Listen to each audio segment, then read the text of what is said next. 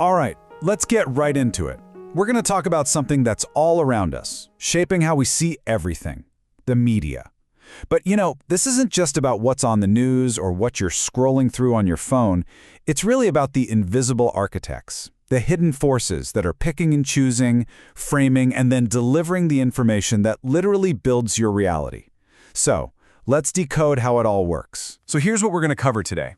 First, we'll look at the most, let's say, optimistic idea of how media works: the marketplace of ideas. Then, we'll poke some holes in that and see where the cracks start to show. After that, we dive into how common sense itself can be, well, manufactured. We'll even break down a really famous model with 5 news filters. And of course, we'll bring it all into the here and now, the digital age, and wrap up with a toolkit you can actually use to think more critically about all this stuff. Okay, Section 1. The marketplace of ideas. And the big question here is, are we really living in a world of infinite choice? Let's kick things off with a theory that sounds pretty great on paper. It's called the pluralist perspective, and it basically says that, yeah, we do. It argues that you and I, the audience, have all the power because we have so many options. Which really gets to the heart of it, doesn't it? We all kind of know the media builds our reality. But how? Seriously, how does that influence actually happen? What are the gears turning behind the curtain, behind the screen? Well, the pluralist view has a really simple and honestly appealing answer. It says, you're the king. The consumer is king. The whole idea is that media companies are like any other business. They're all competing in this big marketplace for your eyeballs, for your attention. And if they don't give you what you want, well, you'll just go somewhere else, and they'll go out of business. Simple as that. You hold all the cards. So, the thinking goes like this. Media owners are just giving us what we ask for. And with the internet, it's so cheap and easy to start a blog, a channel, whatever, which has led to this massive explosion of choice. You can find content for literally any niche, any viewpoint. And all this competition creates what they call the discipline of the marketplace. Basically, if your stuff isn't good, you're toast. You won't survive. And a huge part of this theory is that we're not just passive sponges soaking it all up. No, we're active. We pick and choose. And because of that, a free press can keep even the most powerful people in check. So Section 2. Let's talk about the cracks in that system. Because that whole vision, freedom, choice, consumer power, it sounds fantastic, right?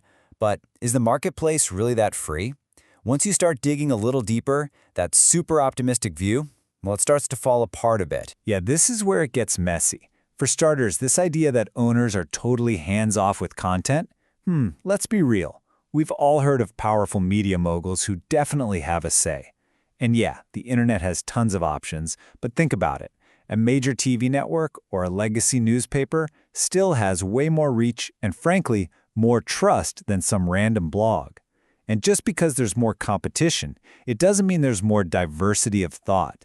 You can have 1,000 websites all chasing the exact same trending topic. But maybe the biggest hit to this whole idea is the rise of the new gatekeepers. We're talking about the tech giants, the platforms that literally control whether you even see the content to begin with. Okay, Section 3.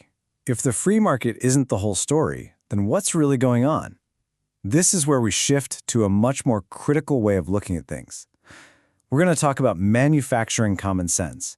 And this gets into the power of some really big ideas: hegemony and false consciousness. Now, this idea of hegemony is absolutely fascinating because it's not about some dictator barking orders. It's way, way more subtle. It's when the ideas and beliefs of a really powerful group become so baked into the culture that everyone else just accepts them as, well, as common sense. It's just the way things are. Think about it. The idea that you gotta work a 9 to 5 to be a successful adult, that's not a law of nature, but it feels like it, right? That's a perfect example of hegemony. It's a belief that feels totally natural, not like something that was constructed. And this idea of hegemony can lead to something called false consciousness. This is where people kind of go along with a system that might not even be in their best interest, simply because it's presented as the only way. It seems natural, inevitable. A great example is what happened after the 2008 financial crisis. Austerity, big government spending cuts, was talked about like it was the only option. like it was medicine we all had to take, but it was actually a very specific choice with very real consequences for different groups of people. So where does the media fit into all this? Well, it's absolutely crucial. Because journalists don't just hand you a list of facts. They frame those facts. They choose the headline, the picture that goes with the story, the specific words they use, and all of that offers you what's called a preferred reading. It's like they're subtly nudging you towards one interpretation over another, keeping the whole discussion within a certain box. Okay, on to section 4. This idea of framing leads us directly to one of the biggest, most influential theories out there, the propaganda model. This is a blueprint, laid out by Noam Chomsky and Edward Herman, that tries to explain exactly how this system of control actually functions, step by step. So, they say that before any news story gets to you, it has to pass through 5 filters. Let's break them down. Filter 1 is ownership. The people who own the major media outlets are massive corporations. And of course, they're going to protect their own bottom line. Filter 2, advertising. The news is funded by advertisers, so you're probably not going to see stories that make those advertisers look bad, right? 3 is sourcing. Journalists are busy, so they tend to rely on official, powerful sources. Government press releases, corporate spokespeople. Those voices get amplified. 4 is flak. If a news outlet does step out of line and criticizes someone powerful, they can expect a huge, organized backlash to push them back into place. And the last one, filter 5, is fear. This is about creating a common enemy, an us versus them situation, to rally everyone together and distract from other problems. And that 5th filter, fear, is really interesting. It often works by creating what sociologists call folk devils. Basically, these are groups of people, could be immigrants, a youth subculture, you name it, who get unfairly blamed for big, complicated social problems. It creates this huge moral panic, an us versus them feeling. And what does that do?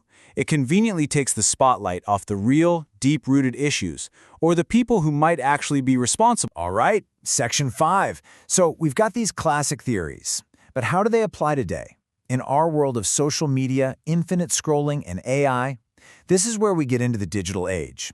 It's a whole new game with a whole new set of rules. Now get ready for this concept, because it's a bit of a mind-bender. It's called hyperreality. This is the point where the line between what's media and what's, well, real life just completely dissolves. The symbols and images we see in media become so powerful that they basically replace the reality they were supposed to represent. Think about a reality TV show. It's totally produced, totally fake in a lot of ways, but the drama it creates gets talked about in magazines and online like it's a real event. The simulation has become more real than reality itself. And you know what else has completely changed? Censorship. We used to think of censorship as a government banning a book or shutting down a newspaper, very top-down. But today, it's totally different. Now it's often private companies, the social media platforms, that are the gatekeepers. They're the ones taking down posts, slapping on fact-check labels, all based on their own terms of service. It's not state control, it's platform control. It's way more complicated and in some ways harder to see. So, let's land the plane here in our final section. We've gone from a simple free market idea all the way to mind-bending simulations. So, now what? What are you supposed to do with all this information?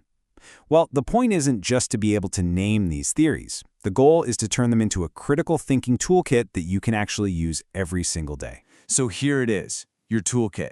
Next time you're watching the news or scrolling your feed, just run through these questions in your head. Put on your pluralist lens and ask, is the choice I have here actually real, or is it an illusion? Then switch to the Marxist lens. Who's making money from this narrative? Who benefits? Put on your hegemony lens. What's being passed off as just common sense here?